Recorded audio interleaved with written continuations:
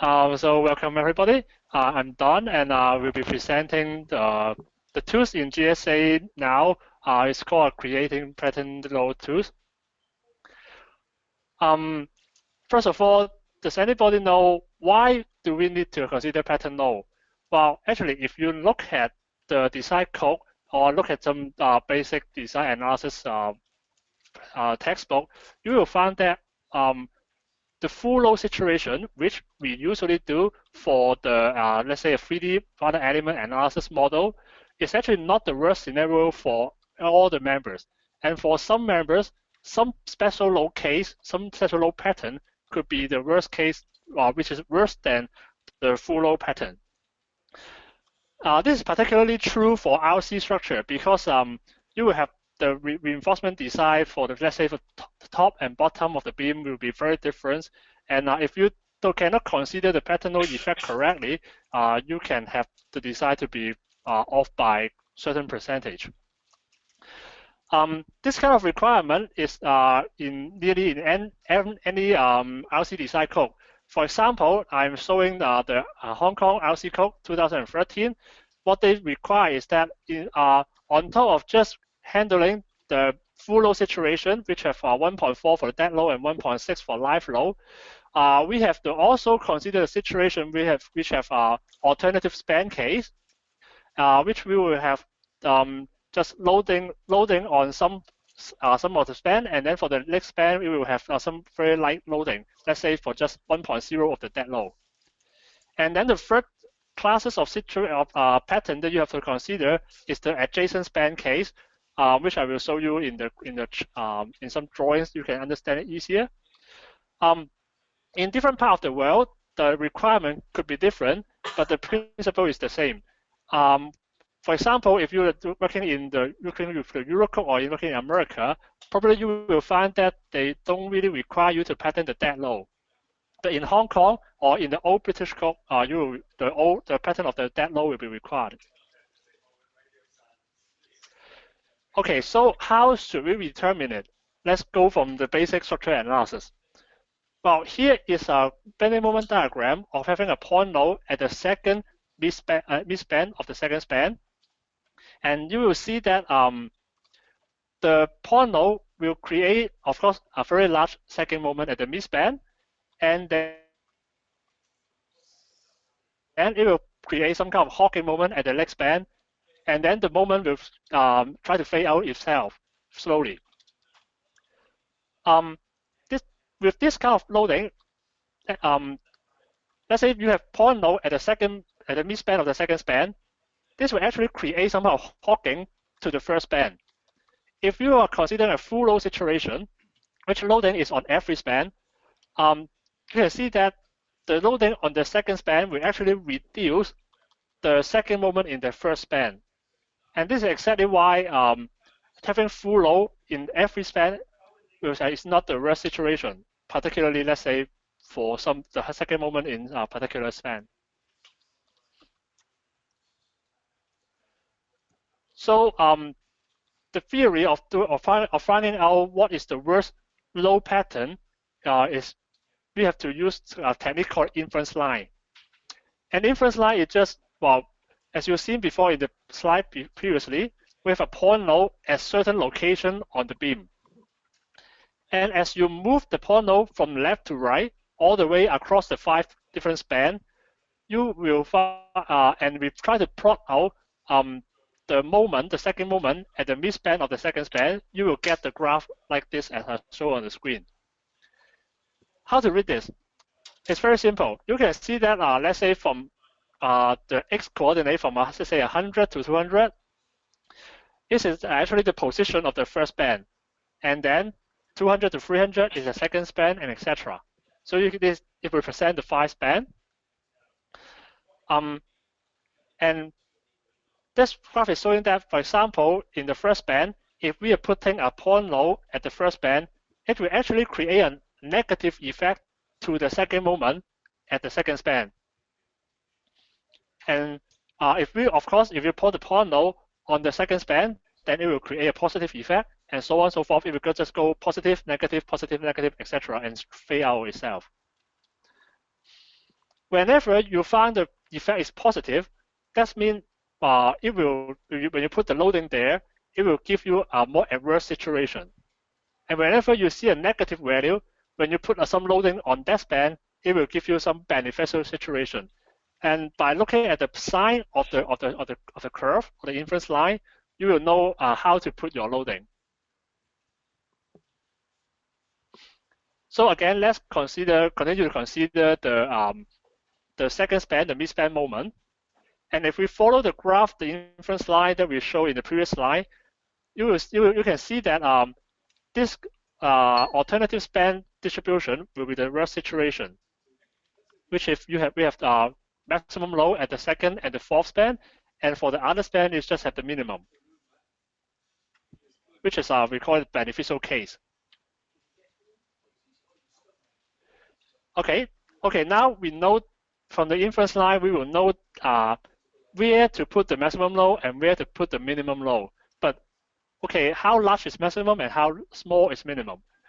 Different code will have different design code will have different recommendation. I'm showing the chart taken out from the Hong Kong LC code, and this basically just copy out from the old British standard. And you can see that what they recommend is that for dead load case, the adverse factor will be 1.4 and the beneficial factor is 1.0. For live load, the adverse factor will be 1.6 and the beneficial case will be 0. This number will change from code to code, but the basic principle again is the same.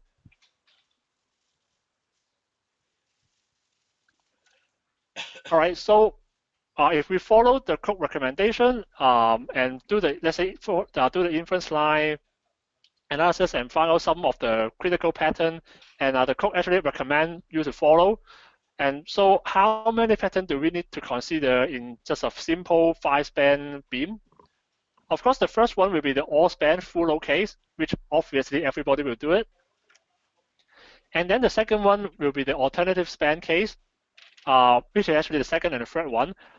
This is the kind of the most important pattern that you have to consider because it will create the worst second moment. On top of this, some code will require you to also consider adjacent span, which are in this example, you will get 4 more load case as shown in the screen. Sometimes in some code, they may allow you to just consider individual span case in order to simplify, to minimize the number of load pattern that you have to consider. But as you will, can see from previous slide, inference line, the factor there will fade out when the distance is far from the span that you are considering. So only considering individual span to be maximum and then the rest of the span to be minimum can actually simulate the alternative span situation. And this will be quite useful in some very irregular floor system. So what tools to be used? Well, before having Oasis to introduce the method in GSA, which is I guess it starts from version 8.7. What the old way to do it is to use another Oasis software called ABC, which is we're doing a very simple 1D subframe analysis. The subframe analysis is actually recommended in the design code, and we can just follow the recommendation and build a simple 2D subframe in the program ADC and do the pattern node analysis in that program. Well, for simple structure, it works perfectly fine. Before going to more complicated situation, let's compare the effect of what if we consider it or what if we don't consider it. The table showing here is we have considered 4 different situations, 4 different kind of pattern that we would like to consider. The first one in red color is the case without load pattern consideration. The second one, the green one, is for the case that we follow exactly what the code say. We follow the pattern that they suggest. The third one, if you are familiar with the British standard, you may remember that in British standard, actually it provides you a chart, a table, and some factor for you to calculate for the design moment. And I'm I'm showing this comparison in that presentation style. And then the last one, the blue one, is the alternative proposal, alternative solution that we have proposed in the paper, and then finally adopt in the OSA GSA. All right, so let's look at some of the key values in that table. First of all, let's look at the reaction at outer support, which is also the shear force in the beam. You can see that for all 4 cases, the difference is not that much difference. The difference is like something like around 10% only, even if you don't consider pattern load. If you are using the factor in the design code, of course, because this is a simplified approach, it will be a little bit conservative. And if you are using the pattern suggested in the code, it will basically the same as the so-called exact solution that we adopt in the method that we propose. All right, this is for the shear for the end span. And how about the moment in the end span? For the mid-span moment, again, they do not really deviate a lot. But you can clearly see that if you don't consider the pattern, the loading is always smaller. Then let's move to the support moment at the first interior support. Again, for the moment, basically all 4 methods will produce nearly exactly the same moment value. For the shear, it also nearly the same. The big difference actually comes to the second moment in the interior span. You can see if we don't consider the pattern load, this is the box highlighted in red. The moment is just 0.05 of F and times L. F times L is the load. F is the loading on one span, and the L is a span of the span. There's a length of the span. All right, sorry. And if we consider the pattern load, it instantly becomes 0.07 of it. So there is something like 40% increase in loading. But if you just forget about to consider the effect of pattern load, you are under designing your structure by 40% instantly. And then let's move to the interior support. The deviation, there is some deviation, but the deviation is not that large. Again, if you don't consider the pattern load, the value will be smaller. And the same situation is for shear at the interior support. Other than those critical design value, another clear observation of why we have to consider pattern load is the hawking moment in mid-span. If you just look at the graph below, you can see that there is a clear green moment here, the green moment diagram in green. There is some clear hawking moment at mid-span. But if we don't consider the pattern load, we will always think that, okay, the mid-span, the top side of the beam is always under compression, and we don't need to put in any reinforcement. But in many situations, this is not true.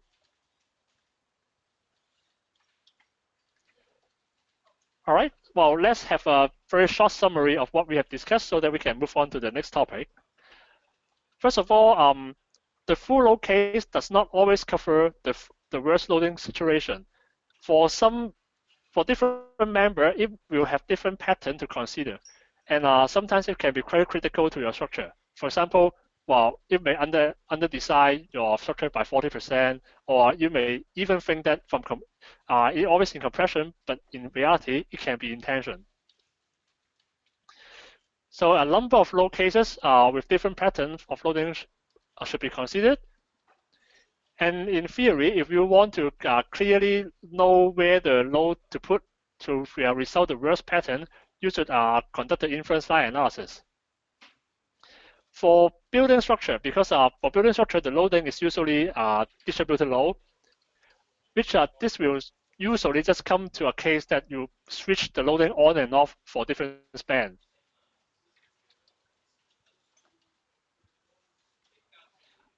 in practice, this is always conducting an inference line analysis is quite time-consuming and complicated. So engineers are very clever, and they try to simplify it to a series of 1D straight beam, which sit on top of each other, which is basically we assume the secondary beam are sitting on top of the main beam. This is exactly what we assume in our low path. This is also the approach that adopted in ADC, but in some example I will show in the later part of this presentation, you will see that this is not always completely correct. All right, let's move to some more complicated situation. Okay, well, we have already discussed previously that for simple structure, basically the simplification method of decomposing 3D structure into a series of 1D beam is usually okay for simple structure. But how about if we have some more general irregular flooring system? Well, you may look at this system. It doesn't look like to be very irregular. It's all square and rectangular. But I will show you how complicated this can be. All right, the first question. Which beam is primary and which beam is secondary? Well, let's look at the right-hand side of this frame, or this floor framing.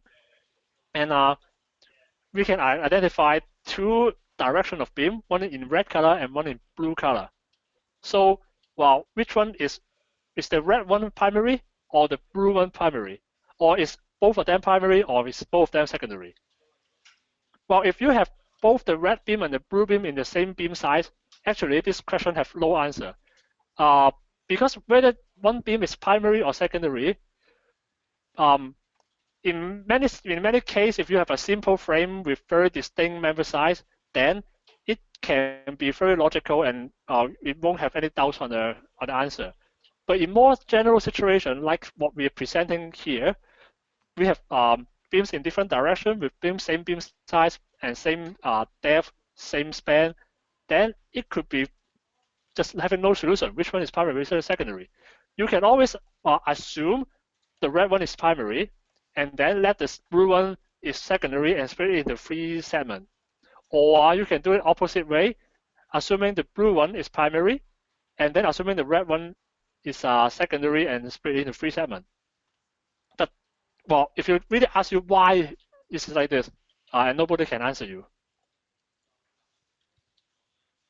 So what are the common solutions in the past before OASIS have introduced the new tools? The first answer is that you may look at some design chart, because this kind of configuration, having crossing the beam each other, is actually very common and are proven to be very effective in many situations. And that's why people are creating design chart and design factors for different aspect ratio. If you can access to those design chart, you may actually just look up the value and design the beam by looking at the value.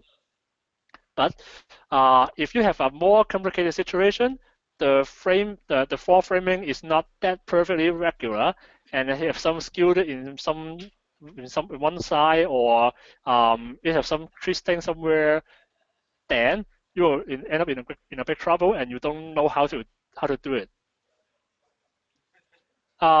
The second way to solve it is try to build a separate model to understand what's happening in this two-way spanning system.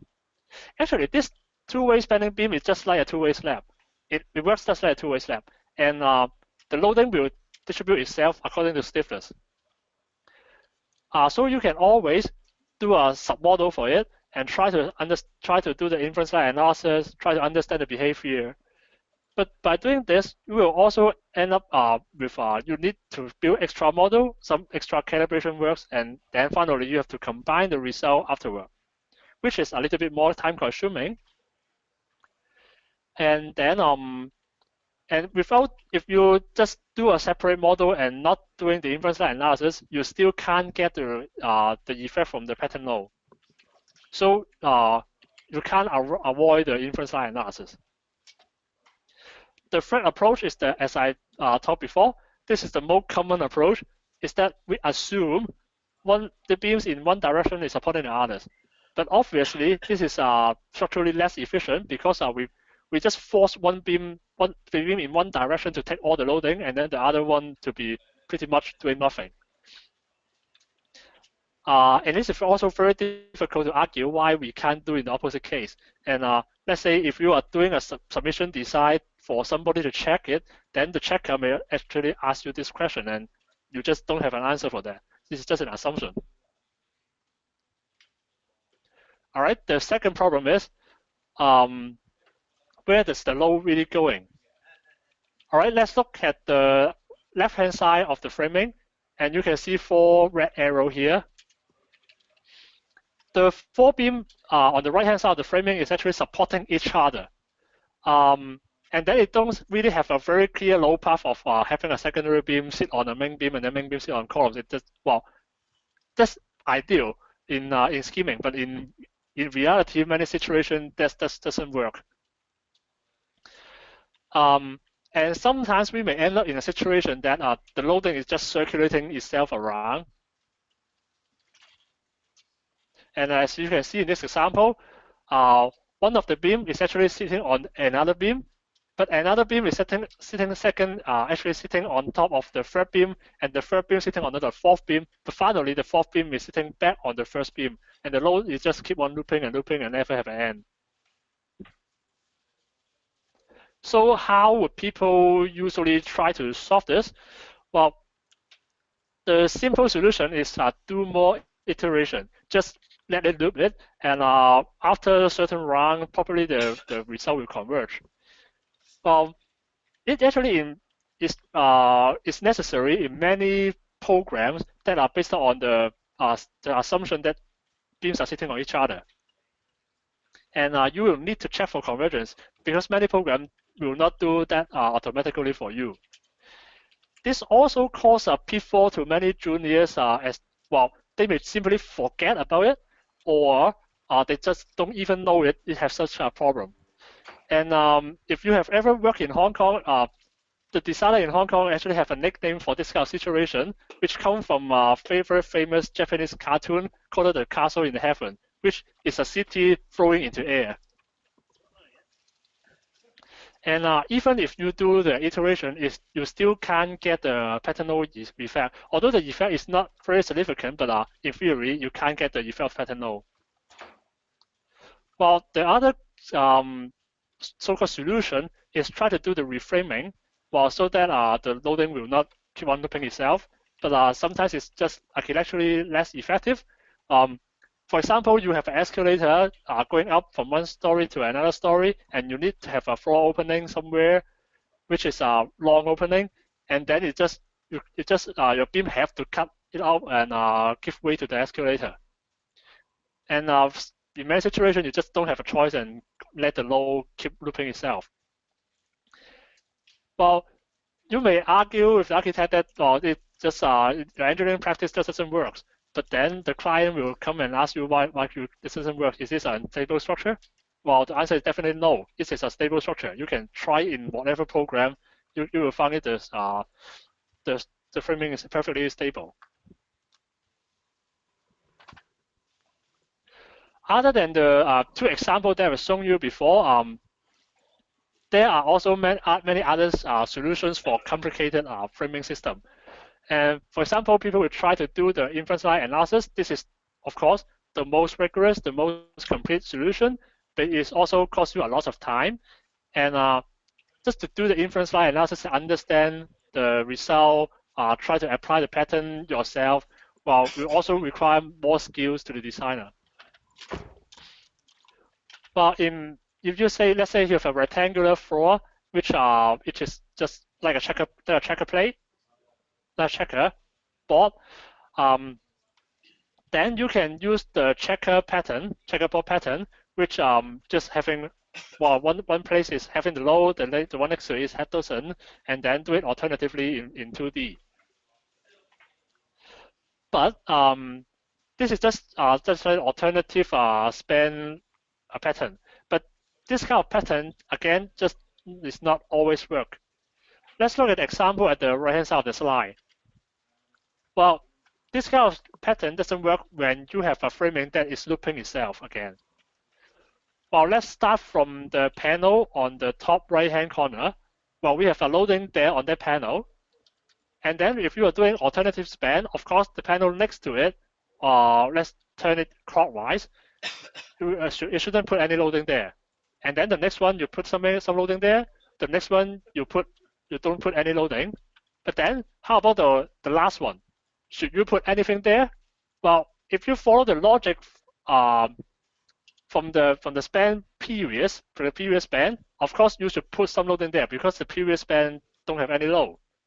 But if you follow the logic for the span after it, which is the first span, then you shouldn't put it because you already put some loading on the first span. So, well, what should it be? And nobody can have an answer. Well, you can try whatever number of pattern you like, but well, unless you really go for the inference line analysis, there's no easy way to justify whether the number of pattern you have considered is sufficient or not. And again, if somebody is checking your work, it is a lot of argument there. Well, the final way is okay. Now our computer technology has improved so much, and we can just let the computer to go for every possible pattern itself. Well, in theory, this is always possible, and in many situations, it's also working if your model is simple. It's let's say you have a small structure, but well, let's say if we call it this is the brute force method. We just let the computer run, and try to find out every possible combination. But when the structure size, the number of members become more and more, it very quickly becomes computationally not practical. I'm not saying not possible, but just not practical from our day-to-day work. Why is it? Again, let's go to the 5-span equal-span example. Okay, now we have a continuous beam with bi-equal span. If we follow exactly what the code recommends, we will have 7 patterns to consider, as shown in the slide. If we are doing the brute force method, which in each span, we turn the loading on and off alternatively. And well, if you know how to do simple mathematics, you will know that you will finally got 2 to the power 5 number of cases, which is 32 number of cases. Well, it doesn't look a lot. The computer must be able to handle it. But if you look at the formula, you will see that it's 2 to the power n, in which n is the number of span. And then you will realize that the number of cases to consider actually increase exponentially, and very quickly your computer cannot handle it. Let's say, for example, you have a 64-bit computer, and you will even try it in for many analysis software. It can't handle structures that having more than 64 elements. Well, why 64? Because if you have 64 elements, you will have 2 to the power 64 number of patterns to consider, which is basically the largest number that the computer can count. And if you have more than that, then the computer just can't count all the locations you have asked it to do, and it just cannot do the analysis for you. But ask yourself, for practical situation, how many times have you ever seen a structure that have less than 64 elements? So is there any easy way out? Well, actually, the answer is no, unless we do 2 very common assumptions, which you can argue whether this assumption is right or wrong. But yeah, let me explain it. The first assumption is that the structure is linear. Well, this is very important because if the structure is linear, you can apply the principle of superposition to the calculation so that we can avoid a lot of analysis. You can just have analysis for some of the cases and then do a combination for that, which is in most practical situations acceptable. The other assumption, which is more debatable, is that the inference line function does not change the sign within an element. This is a more abstract and difficult to understand. Let me explain it in a bit more detail. First of all, this assumption, as I say, is more arguable, more debatable, because it is generally not true. Let's look at the bending moment diagram at the bottom of the slide. we are putting a point load at the midspan of the second span. And it will create some hogging moment at the end of the support, right? Well, how is it affecting your design? Well, let's say you are having a very special design, and then you want to check the second moment at a location very close to the support. You will find that the loading in the midspan it actually is a beneficial case to the second moment to the section near the support, which is kind of you may think that it's real, but it's real. And then if you are doing this, that means if you are trying to design for the second moment for a section very close to the support, you will just need to consider a pattern that the loading is not applying at for the full span, but just part of the span. Well, but luckily, for building structure, usually we doesn't really face this kind of situation because the loading distribution for building structure in most of the case are pretty distributed. So and the members are usually quite uniform. The section you will not change the section very quickly. And another good news is if you really having this kind of situation, that you need to consider load pattern that are not distributing on an entire span. Then what you need to do is simply to split the member into a number of segments so that the computer will consider that span as a lot of span, and then it will try to do the pattern for that.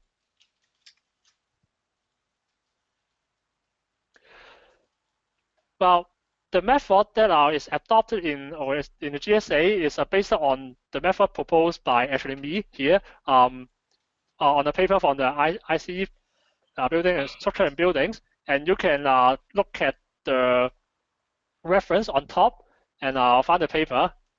This is publicly available. Just you have to access to the database.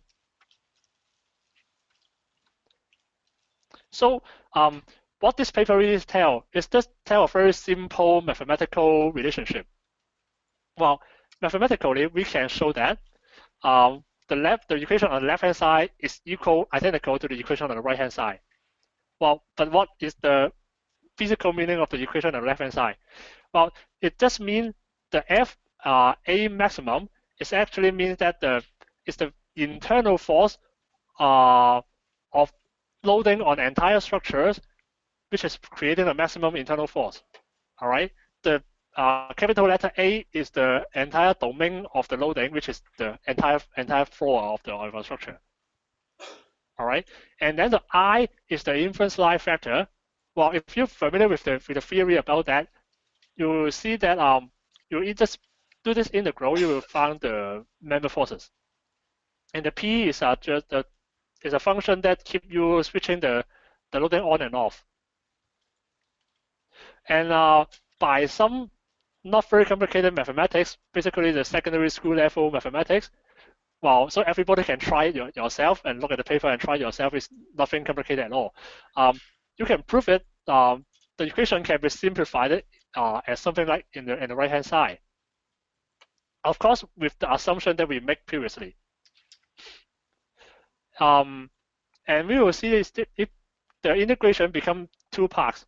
One is the F mean, so-called the mean loading, and then the second part is a summation of a lot of delta. The F mean is just mean a factor, as you see here, S divided by 2, and then the integral here, which is the internal force from the entire floor. Well, if you recognize it, this is just mean that it's the full load case. And then multiplied by a factor, it becomes the mean loading. And then the second part is the deltas. The equation looks very similar. It's again a factor multiplied by the integrals. And this time you will realize that the capital A becomes little letter A, AI. Well, the AI, the small AI here, is mean the area covered by a member. So what the delta mean? The delta just means the internal force resulted from the loading on a particular member. All right, so we have the solution from the two integral. We can very easily do it in GSA. We can very easily find it. Just load the entire floor and then do a lot of analysis for loading on individual members, and then multiply by some factor and add them up together. But what are those S? The S value is actually a factor to tune up and down about the loading. If we follow the codified approach, it's basically the partial load factor of safety for the adverse and beneficial case. While the S maximum is just the adverse factor. The S minimum is the beneficial factor. Again, I'm capturing the screen from the Hong Kong code, so you can, just to remind you, this is the S number, the number S here is not something very difficult to find. You just open up your code and then you can find the value. All right, so are we getting an exact solution?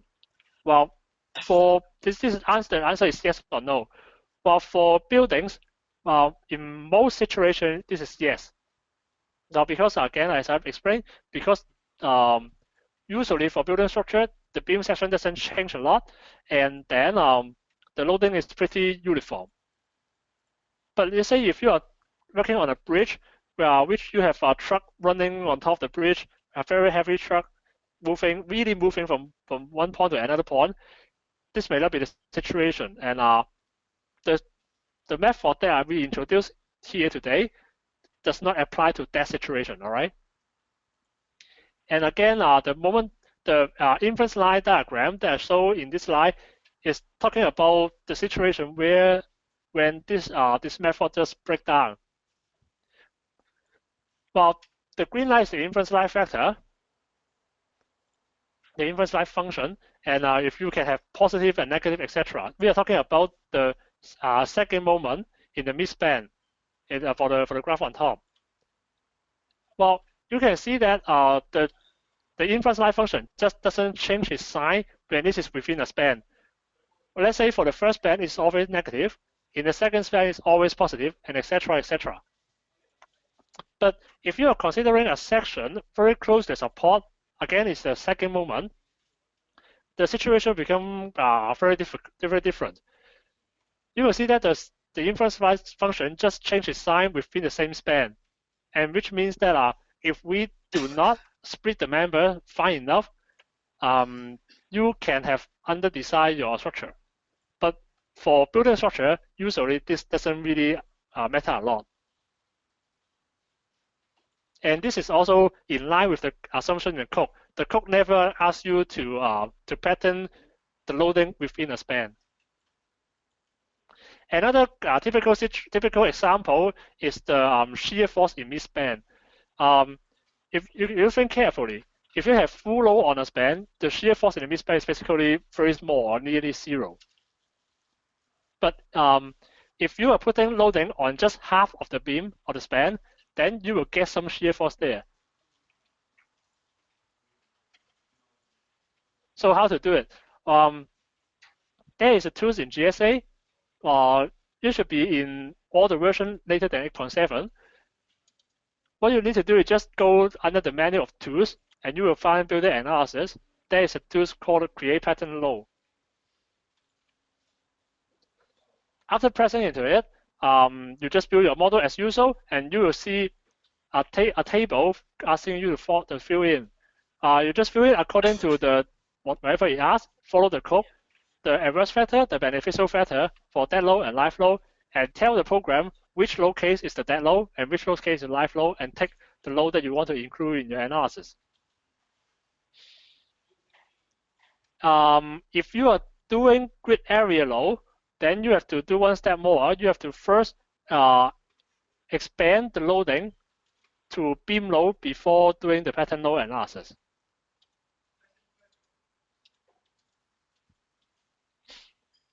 After pressing OK, you should see a number of new load cases that are created, as what I saw in the screenshot here. The first one will be the mean load case, which is the mean load that I shown in the equation before. and then followed by a number of different load, which is the deltas in the equations. After having those new loading, then you just run a simple linear static analysis and run all the code cases. Well, it's very important. In theory, only the simple linear static analysis is ready for this analysis method, because in our method we assume the building, the structure, to be linear. If we do other analysis method, let's say we consider p delta or consider yielding of the material, then it just violates the assumption in the method, and of course it will give you some error, some inaccurate result.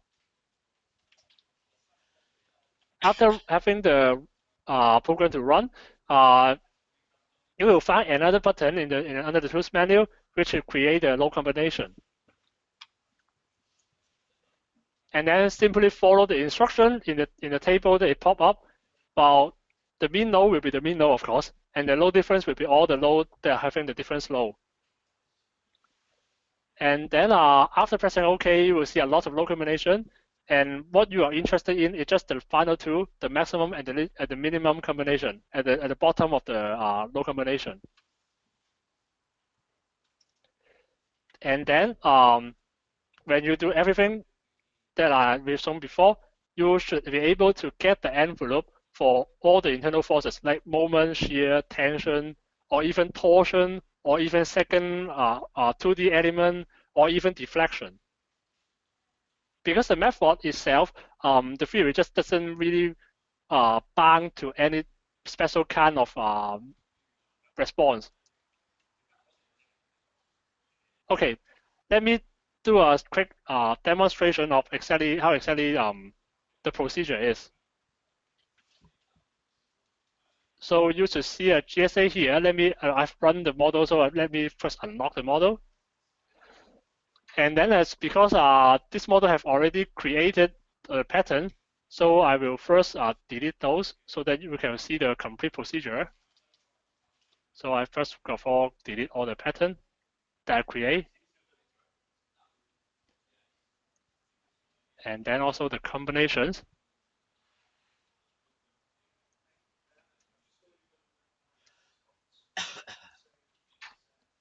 All right. So now you will see a model, very simple model, as what you will do in a day-to-day design practice, having loading for dead load and live load. For the example, just for simplicity, I do all the dead load for the beams and all the live load for the panels. But it doesn't really affect you. You can do whatever you like. The most important thing is that do not put point load or node because the tools doesn't really recognize that. All right, so we have the loading, and we have the support condition, the member size, etc. We can start doing our pattern. The first step, go to Tools, go to Analysis, create pattern node. And then it will show you a table. While for most situations, you would just select all the elements to be considered in the analysis. If you have a very big model and you just want to study a small part, then you can you have an option to select just part of the model to consider the pattern. Okay, for dead load at worst case, let me put 1.4 here, and beneficial case would put 1.0. For the live load, it's the at worst case 1.6, and the beneficial case is 0. And then tell the program the first load case is dead load, and the second load case is live load. And I want all the load to include in the pattern. For some situation, you may not need to pattern the gravity load. But in this example, let's say we also pattern the gravity load. Press OK. And then you should see a lot of new load case there. Go to Analysis Task, create a new analysis task, the simple static one. Include all the loading that you want to consider. Well, in this situation, just all the load case. And run it. You can see how quickly it is. It just instantly gives you the result. And then after running the model, under the Tools menu and Building Analysis, you will find another button called Create Pattern Node Combinations. press on it, and then select the mean load and load difference. The mean load is of course the mean load, and the load difference is all the load difference load. So the first one and the last one. This cell may be sometimes useful if you want to also consider other load cases, but in this example, let's just keep it blank. Press OK.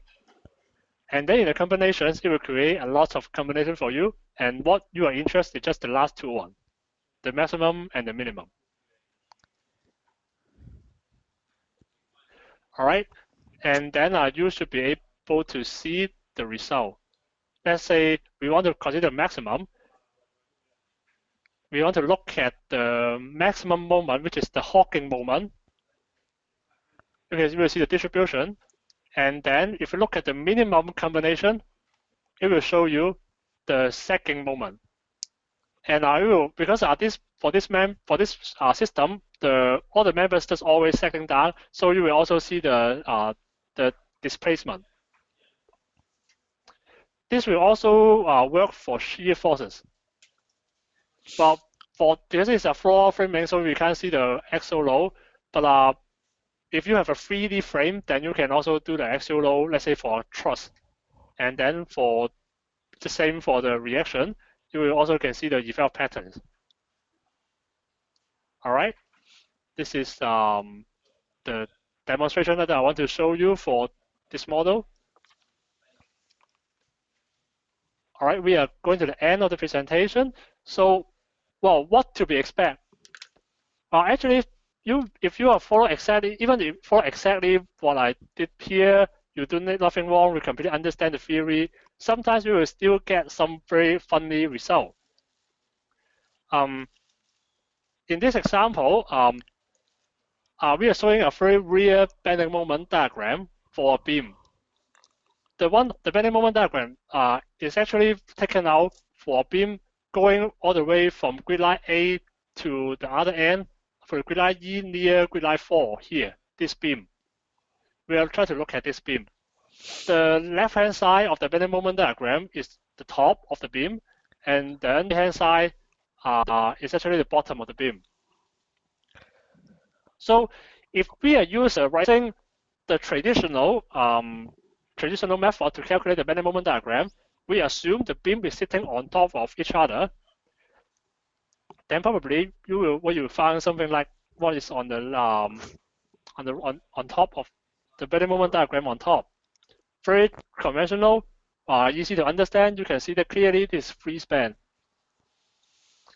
But if you go on the other way around, we are now trying to understand the 3D behavior, and we go for the pattern node analysis as what I introduced. You will actually find that it doesn't look like to be free span, and it just looks like a simple support beam. But in fact, this is three different beams.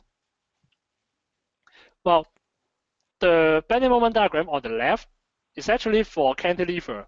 Well, it can have actually even sagging moment in the cantilever larger than the Hawking moment. This is actually not wrong if you check the model. This is because the beam just sags so much for the next span B and span A. It actually tilt up the cantilever. And that other cantilever is trying to that cantilever is trying to hold a backspan of another cantilever, and that's why it will have a second moment. And for the large second moment near the support on the right-hand side, is it because the supporting beam itself is also very flexible, and it ends up to have a lot of support settlement, so it will create a lot of bending at the support. And finally, it just looks like it is a simple support beam. Well, this is something that you have to be aware. It is nothing wrong, but it will take you some time to really understand and make sure you are right. So here come to the last slide that I'm going to present. Now, some of the tips that I want to show when you are doing this approach. Always repeat the procedure when you have done any changes to the loading or framing. Well, never try to simply modify the model and without doing the patternal creation, it may just screw up your analysis. So my recommendation is always keep a model that do not have pattern. Whenever change you want to make, change the model without pattern, and then just press a few button and run it again. You will find the pattern, the internal force after considering the low pattern effect. So, well, do not be lazy about that. Just do the procedure again every time. And then the second tip is try to build some submodel and analyze just part of the model at a time. Although this method have tremendously increased the efficiency of the analysis from 2 to the power n to just n squared, but still it's just n squared. When you have a big model, it will still take a long time to run. And a small model also helps you to understand your structural behavior better. The typical size of the model is just 1 floor. Do not try to run the entire tower at the same time. Well, I've tried it, it works, but it takes a long time and you never know what you are doing. And then the third one is try to keep the model without pattern. I've taught it in the first tips. The final tips is that sometimes when you try to read the result on the screen, so Debney moment, for example, well, if you have a simple model, then it doesn't really matter. But if you have a very big model, then it will take you some time to display the screen. In many situations, it will be a lot easier to just export the text file and then plot it out, let's say in Excel or whatever. And anyway, because you will delete the result afterwards, so keeping a separate record could be useful in the future.